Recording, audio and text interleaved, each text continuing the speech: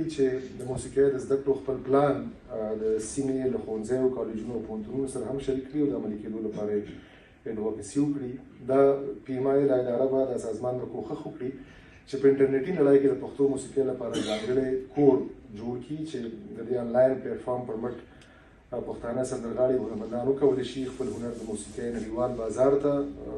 ورسوي، هلته یوسي او د نورو ژبو د موسیقۍ سره سیالي وکړي. یو رقم PMI باور لري چې پښتو موسیقي د پښتون ملت سازۍ د یوې وسیلې په توګه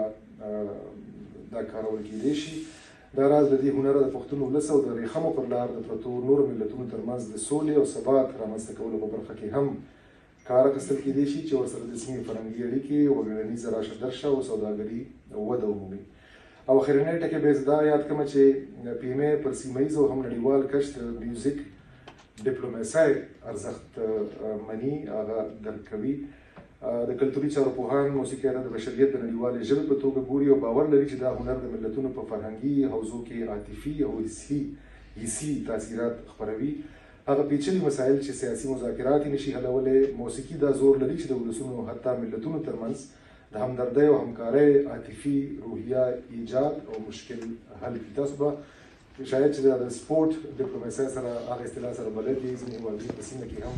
په دغه لارې لپاره د ځینو هغو شیانو چې دوی په هیجان راوستل،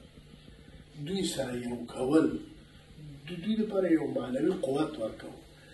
دا یې د همدغې دیوبندي سلسلې په لړ کې ورو حرامول.